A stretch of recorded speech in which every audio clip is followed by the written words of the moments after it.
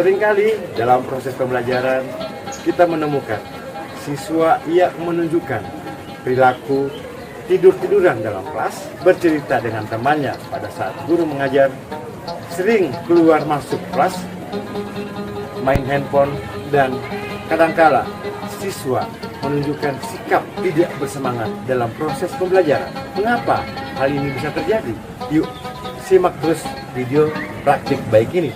Sebelum pembelajaran dimulai, maka dilakukan penyusunan perangkat pembelajaran secara kolaboratif.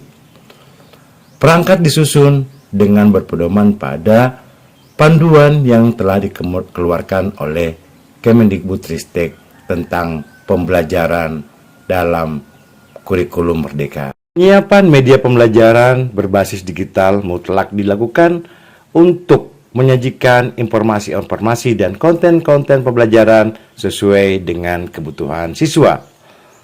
Konten-konten tersebut dapat berbentuk e-book, video pembelajaran, dan tentunya menjadi pilihan bagi siswa dalam mempelajari materi. Selanjutnya ada LKPD dan juga ada infografis.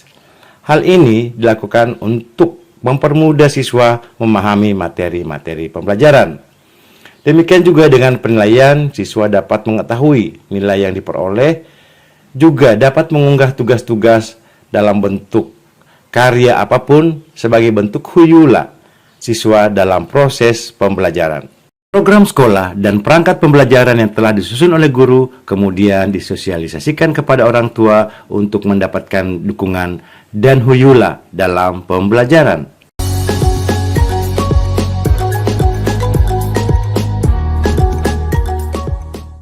Kegiatan pembelajaran didahului dengan kegiatan pendahuluan, diantaranya adalah berdoa.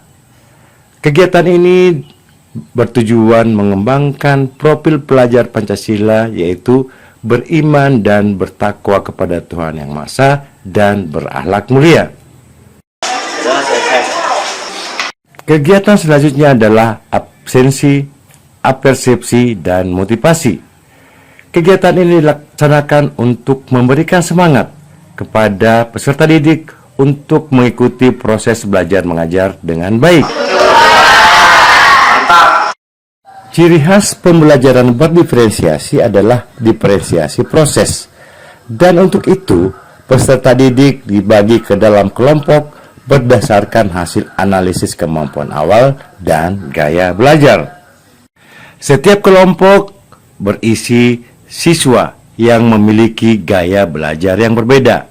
Hal ini dimaksudkan agar siswa tersebut dapat bekerja sama dalam kelompok berdasarkan gaya belajar dan kemampuan awalnya. Belajar dan juga diagnosis awal yang telah dilakukan sebelumnya. Di sini saya akan membagi kalian menjadi 6 kelompok. Setiap kelompok terdiri dari 6 sampai 7 orang siswa. Untuk kelompok pertama itu terdiri dari yang pertama Abdul Karim Fayu. Untuk diferensiasi konten, maka setiap kelompok diberikan topik yang berbeda untuk dibahas. Untuk mempermudah kalian membahas, kemudian diberikan penjelasan singkat tentang materi dan prosedur pelaksanaan diskusi kelompok, serta media-media yang gunakan dalam pembelajaran. Demikian pula dengan sumber-sumber belajar yang dapat diakses oleh peserta didik secara offline dan online. Untuk kelancaran proses diskusi dan memfokuskan pembahasan siswa, maka diberikan LKPD. Melalui LKPD, siswa dapat secara huyula menyelesaikan tugas-tugas dan masalah-masalah yang ditemukan dalam kelompok. Adik-adik sudah menerima LKPD dan sudah. Dalam proses diskusi, siswa diarahkan untuk mengembangkan kemampuan berpikirnya dan kreativitasnya dalam membahas masalah-masalah kelompok. Siswa tidak saja dapat memanfaatkan sumber-sumber belajar yang ada, tetapi juga memanfaatkan lingkungan belajarnya sebagai sumber belajar. Secara online, siswa dapat mencari sumber belajar pada media yang sudah disediakan oleh guru, dan secara offline, siswa dapat melihat catatan-catatan atau buku-buku serta modul pembelajaran. Untuk diferensiasi produk, siswa diberikan kebebasan untuk memberikan laporan hasil diskusi dalam bentuk video, presentase, maupun lainnya yang diakhiri dengan diskusi kelompok. Untuk menyampaikan hasil diskusinya mereka kepada kelompok-kelompok lain. Assalamualaikum warahmatullahi wabarakatuh.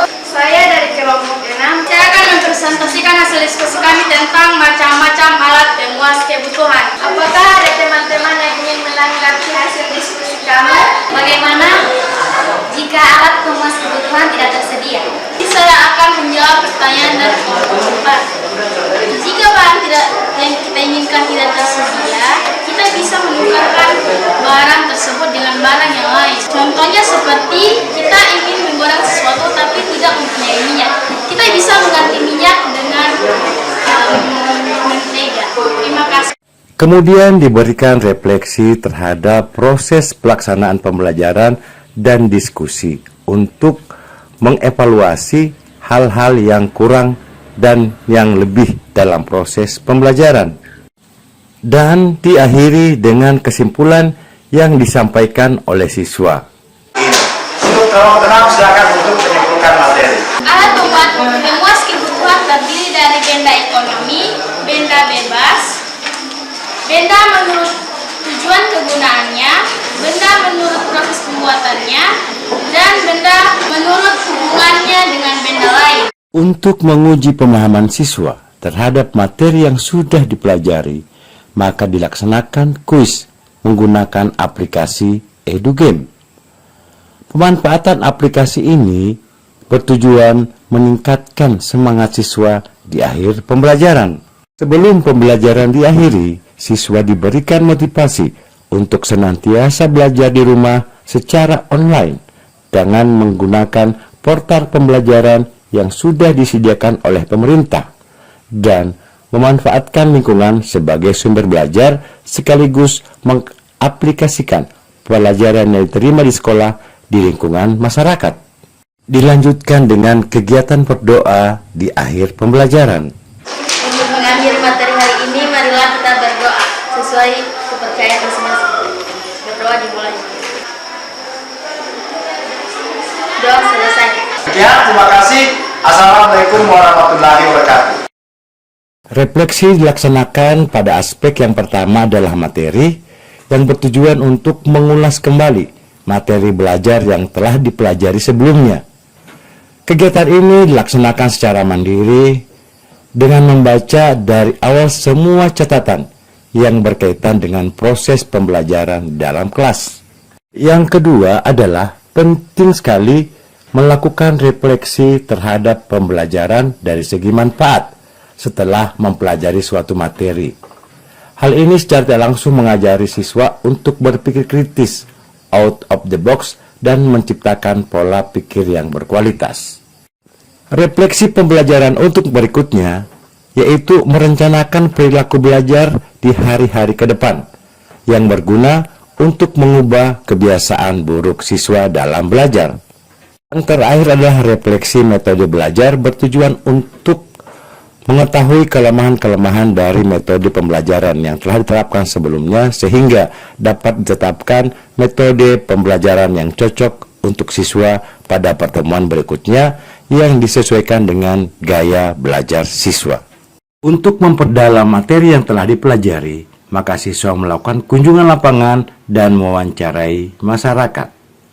Belajar secara kontekstual dan didukung oleh digitalisasi pembelajaran, maka pembelajaran semakin asik dan menyenangkan. Dengan digitalisasi pembelajaran, saya semakin semangat belajar karena apa yang saya butuhkan dalam belajar sudah tersedia. Digitalisasi pembelajaran merupakan upaya untuk meningkatkan kualitas pembelajaran sesuai dengan perkembangan teknologi. Dalam praktik baik ini, saya termotivasi untuk mewujudkan pembelajaran yang asik dan menyenangkan. Proses pembelajaran apresiasi yang telah dilakukan. Semoga bermanfaat. Assalamualaikum warahmatullahi wabarakatuh.